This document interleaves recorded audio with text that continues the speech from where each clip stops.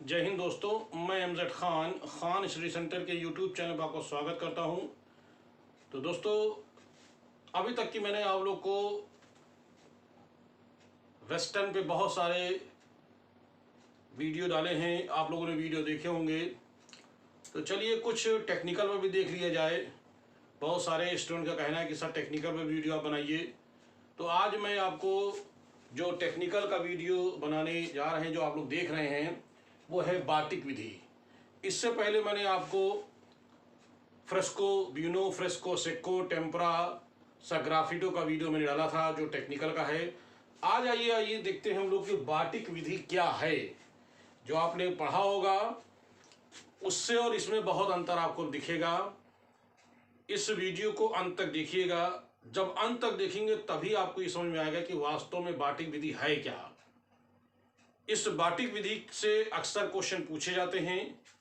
तो चलिए हम लोग शुरू करते हैं कि बाटिक विधि है क्या। बाटिक विधि क्या है? ये एक कपड़ा रंगने की, ये कपड़ा रंगने की एक विधि है। ये कपड़ा रंगने की एक विधि है, इसे कहते हैं कपड़ा रंगने की विधि है, जो लोक कला के अंतर्गत आती है। जो किसके अंतर्गत? जो लोक कलाओं के अंतर्गत आती है, जो लोक कलाओं में आती है।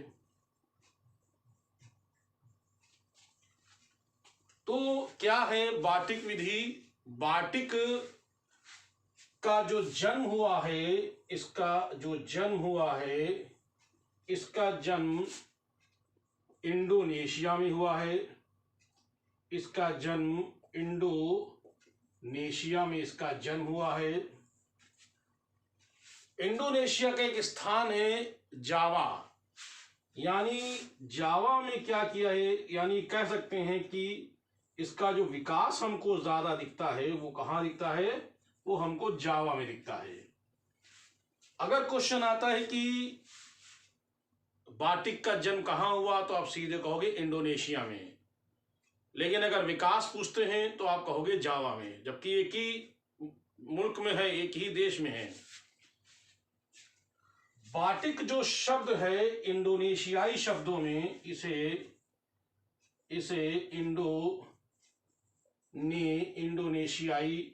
इंडोनेशियाई शब्दों में बाटिक का उच्चारण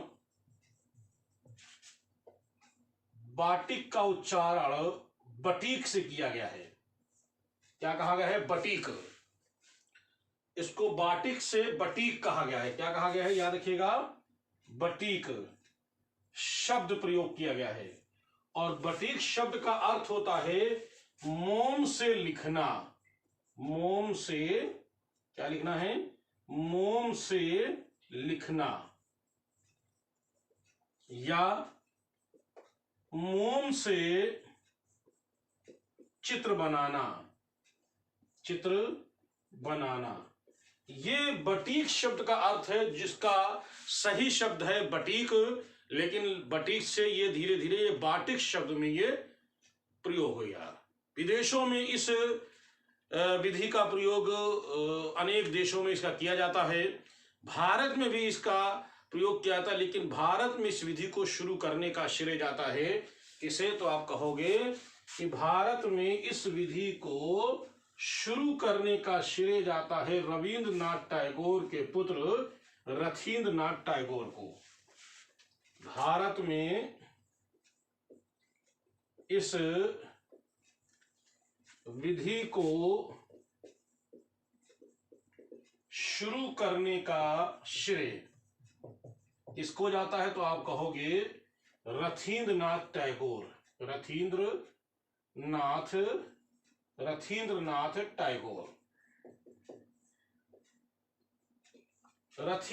टैगोर को जाता है, जो कहते हैं कि ये रविंद्रनाथ टैगोर के पुत्र हैं। इन्होंने इसकी शुरुआत, सबसे पहले इन्होंने इसकी शुरुआत कहां से की? तो पश्चिम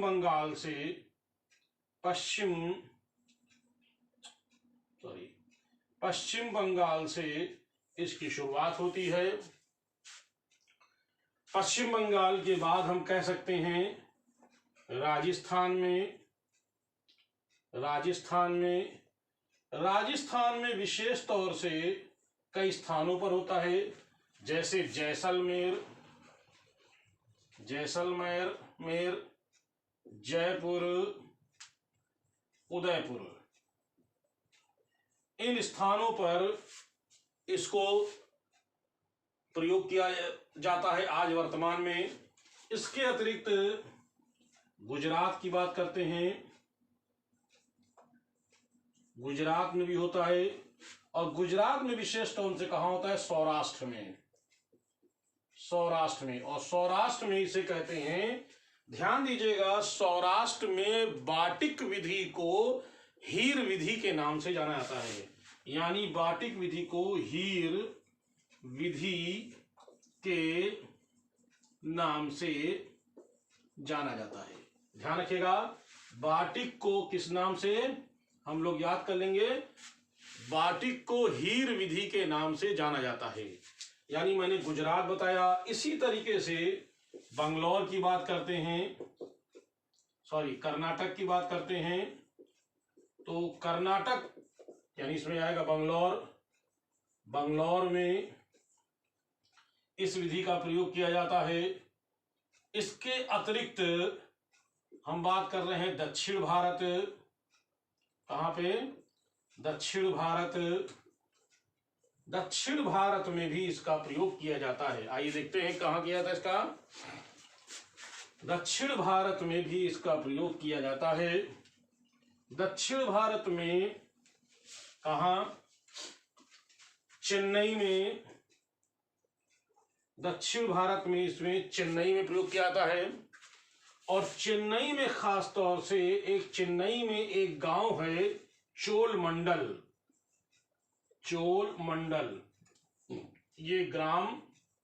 ये कलाकारों का गांव कहलाता है। किसका कहलाता है? कलाकारों का गांव। आपने पढ़ा होगा आधुनिक चित्रकार वाले में, ये चोलमंडल जो गांव है ये कलाकारों का गांव कहलाता है।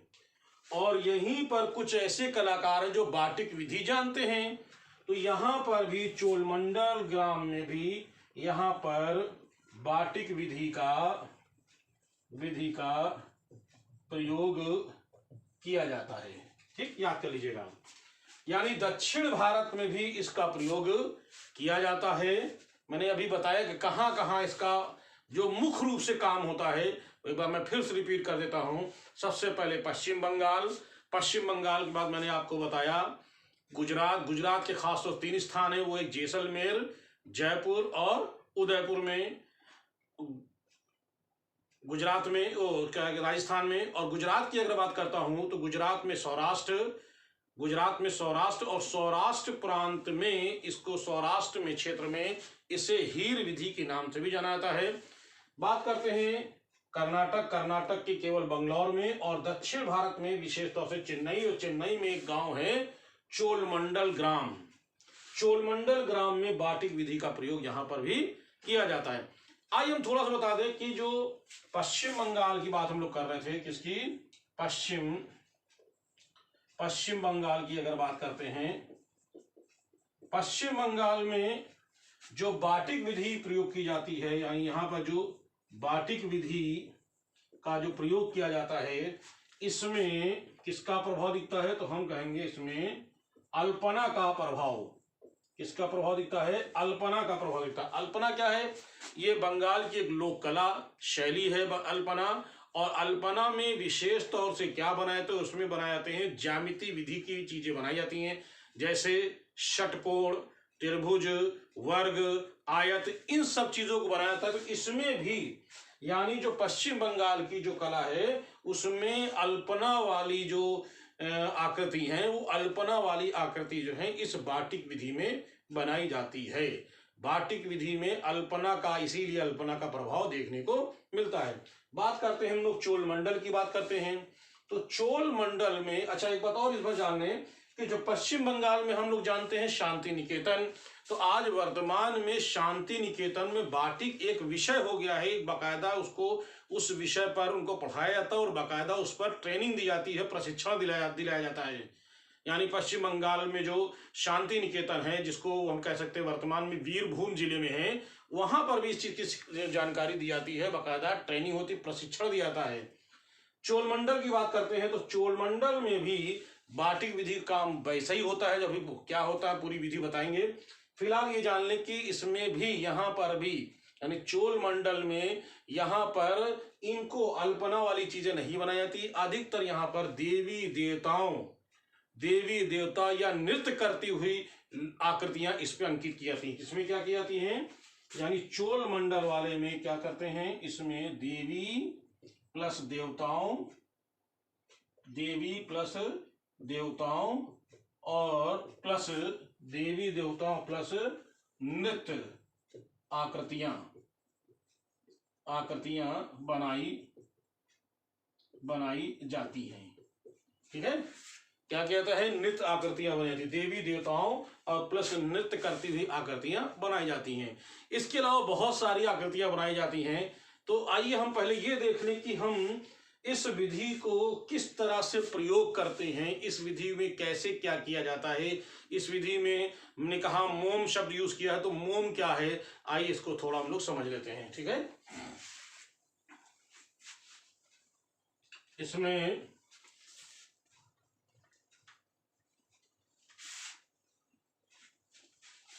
इसमें मोम जो होता है, मोम अवरोधक के रूप में कार्य करता है। ठीक है, क्या करता है, ये अवरोधक के रूप में काम करता है। यानी जिस कपड़ा या जो चीज रंगी जाती है, उस रंगने में मोम जिस पर लगाया जाता है, वो चीज रंग नहीं पाती है। यानी इसीलिए इसको कहते हैं कि वो अवरोधक के रूप में मोम काम करता है। ध्यान रखिएगा, अवरोधक के रूप में, यानी जिस और बाकी खाली स्थान, यानी जो मोम वाला हिस्सा होता है, मोम वाला हिस्सा जो होता है वो रंगहीन होता है, यानी रंगहीन होता है, वो रंगा नहीं होता है, रंगहीन होता है। और खाली यानी जिस पर मोम नहीं लगा रहता है, वह रंगीन होता है। क्या होता है, वह रंगीन क्षेत्र होता है। तो इसी को ही कहते हैं हम बाटिक विधि। कैसे इस विधि को करते हैं, कुछ हम आपको लिखेंगे, कुछ आपको हम जबानी बताएंगे। तो किस तरह से इस विधि का प्रयोग किया जाता है, तो आइए सबसे पहले हम लोग देख लेते हैं कि रंगने की कैसे इसकी विधि प्रयोग में लाई जाती है। ठीक है, क्या करते हैं इसमें, सबसे पहले क्या करते हैं कि जो मान लिए सपोज कर लिया कि हमने एक सूती कपड़ा लिया,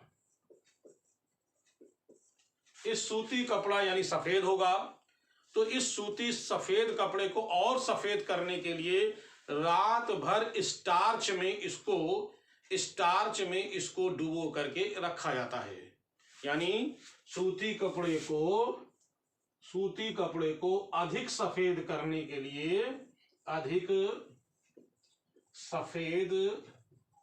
के लिए, रात भर स्टार्च में डुबोया जाता है। यानी रात भर इसको स्टार्च में डुबोएंगे, डुबोने के बाद सुबह इसको फैला देंगे। फैलाने के बाद इस पर प्रेस कर लेंगे, अगर सुखड़ गया है तो उसको प्रेस करके बाकायदा चिकना कर लेंगे। चिकना करने के पश्चात अब मोम लगाने का इस पर काम करेंगे। सबसे पहले मोम को हम गर्म करेंगे, बिल्कुल लिक्विड के रूप में मोम को कर लेंगे।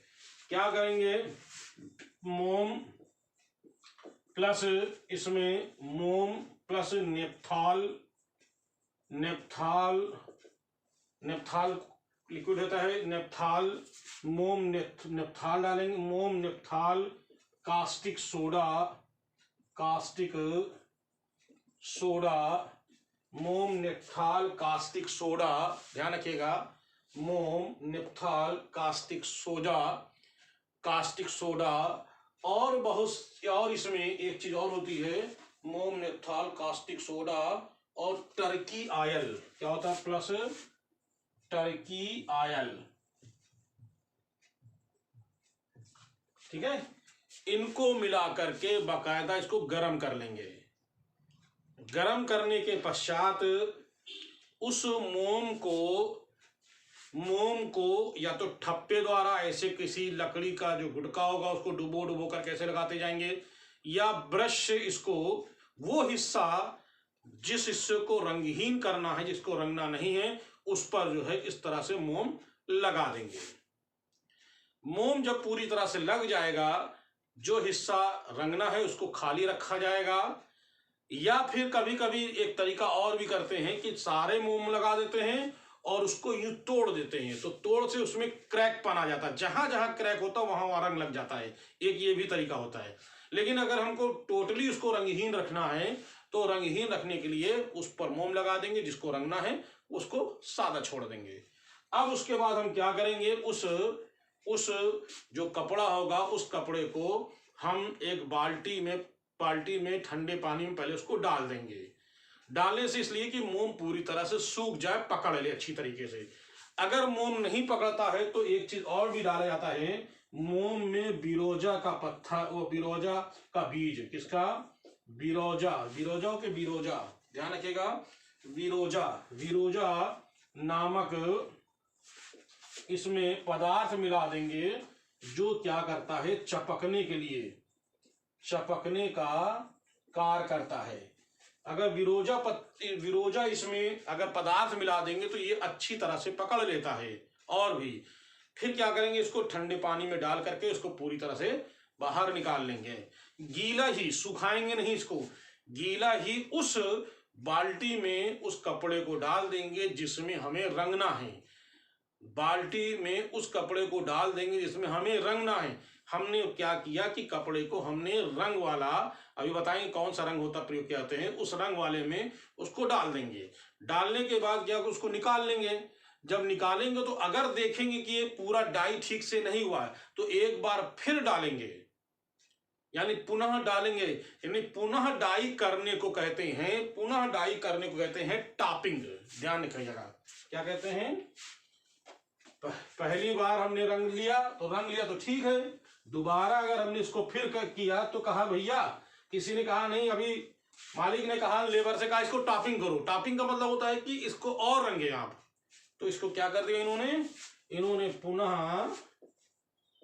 पुनः डाई करने के लिए, यानी पुनः डाई करने को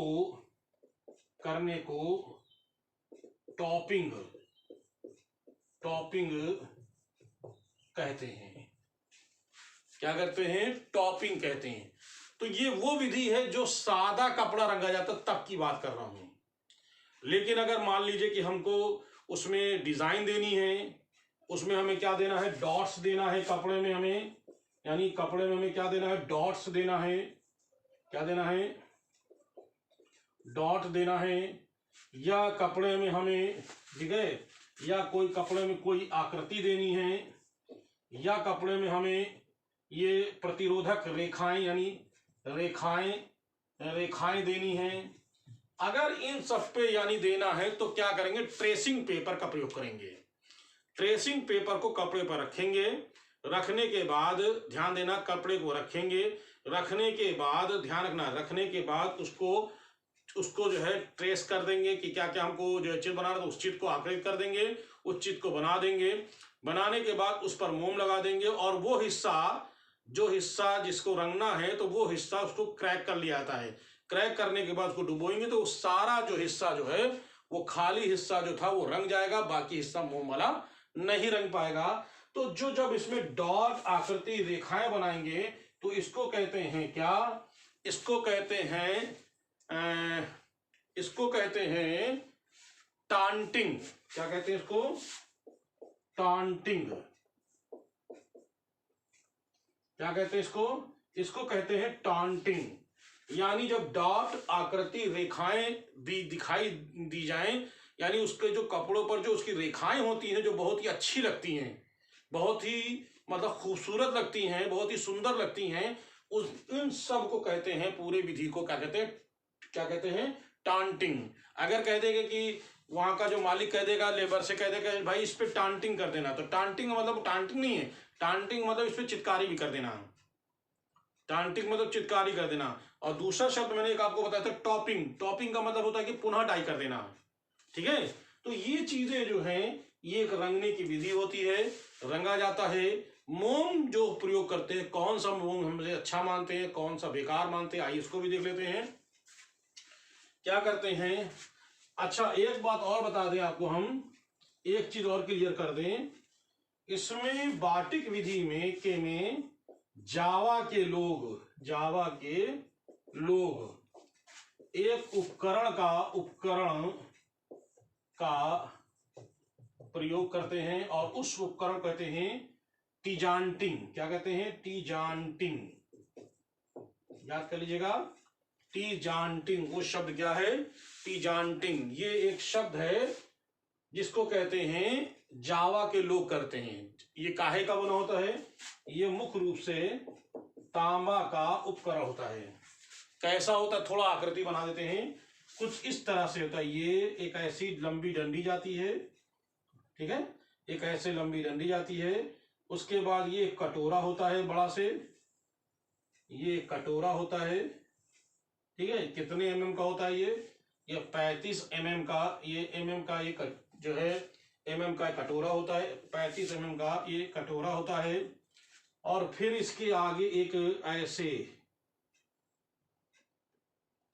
ये 1 mm की ये पूरी 1 mm की टोटी होती है।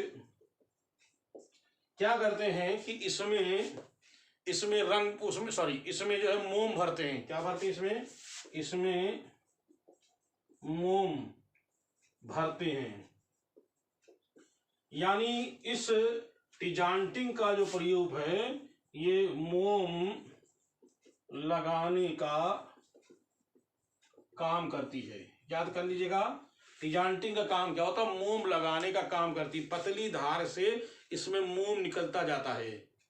तो जैसे जैसे मान लीजिए मोम के हमने क्या मोम से डिजाइन बना दी, जहां जहां मोम से डिजाइन हमने बनाई वहां तो रंग में जाएगा नहीं, बाकी हिस्सों में रंग जाएगा। तो क्या होगा? इससे क्या वो डिजाइन बन जाती है। तो ये एक तरह से मोम लगाने का काम करती है। इसको कहते हैं टीजांटिंग। क्या कहते हैं? टीजांटिंग। क्या होता है? कटोरा होता है, ये डंडी होती है, आगे पतली टोटी होती है, टोटी 1 mm की चौड़ी होती है, और ये कटोरा जो होता है लगभग कटोरा 35 mm का होता है, बड़ा होता है। इसमें हम मोम डालते हो, धीरे धीरे उसको गिरा करके मोम्स को हम लगाते हैं। तो ये जावा के लोग करते थे, ठीक है ना। तो आइए हम लोग आगे देखते हैं क्या है। मोम कैसा प्रयोग करते हैं हम लोग हैं, इसमें मोम कैसा प्रयोग किया जाता है। मोम जो इसमें हम लोग प्रयोग करते हैं, मोम सबसे अच्छा मोम जो सबसे अच्छा है, जो सबसे अच्छा मोम माना जाता है वो मधुमक्खी छत्ते का होता है। किसका होता है? मधुमक्खी के छत्ते का होता है। अगर मधुमक्खी छत्ते नहीं मिलता है तो फिर हम कौन सा मोम लेते हैं? पैराफीन मोम। पैराफीन मोम ये लेते हैं। ये कैसा होता है? ये कैसा होता है? कठोर, ठीक है, भुरभुरा, कठोर भुरभुरा। और कैसा होता है ये मोम जो होता है कठोर भुरभुरा, ठीक है, सफेद, कठोर भुरभुरा और सफेद होता है। पैराफीन मोम जो होता है कठोर भुरभुरा, ये भा है, भुरभुरा और सफेद होता है। क्लियर हुआ? एक और मोम की बात करते हैं। एक मोम और है, उस मोम का नाम है मोल्टेन। क्या नाम उसका है? उस मोम का नाम है मोल्टेन, ठीक है। कौन सा है? मोल्टेन, मोल्टेन मोम। ये भी मोम का प्रयोग करता है, ये भी अच्छा माना जाता है। तो इस तरह से ये मोम का प्रयोग करते हैं। मोम का प्रयोग करना मैंने बता दिया किस विधि से करते हैं, किस विधि से इसको बाटिक विधि बनाते हैं।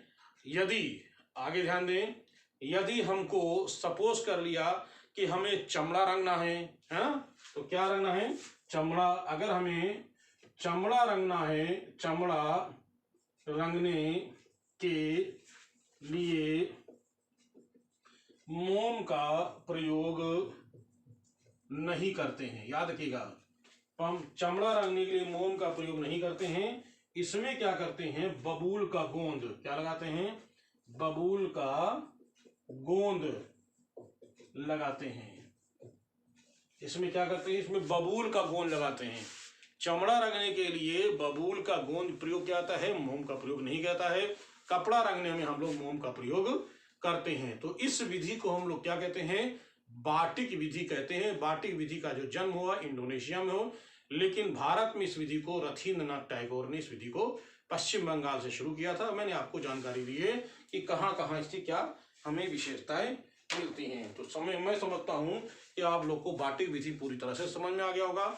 अगर किसी को, जो लोग नए देख रहे हैं, अगर उनको समझ में आता है तो मैं चाहता हूं कि वो लोग जरूर सब्सक्राइब करें। अगर उनकी आत्मा गवाही देती कि मुझे इसको सब्सक्राइब करना चाहिए तो उनको सब्सक्राइब जरूर करना चाहिए। और इसका जो लोग वीडियो देख रहे हैं, इसका जरूर नोट्स बना ले। और मुझे उम्मीद है कि इससे एक आध क्वेश्चन फंस सकता है। जैसे मैंने 2-4 चीजें नई चीज बताई है। एक मैंने बताया आपको जो है टांटिंग, एक मैंने बताया टॉपिंग, टांटिंग, टॉपिंग, ये 2 नए शब्द मैंने आपको जानकारी दी। बाकी इससे पहले उसका शायद आपने पढ़ा हो। तो ये जो नई चीज हमने आपको बताई है, इनको जरूर नोट करें। हो सकता है आने वाले एग्जाम में आपको इसका बेनिफिट मिले। तो चलिए, तब तक के लिए हम लोग जो है, जय हिंद, धन्यवाद।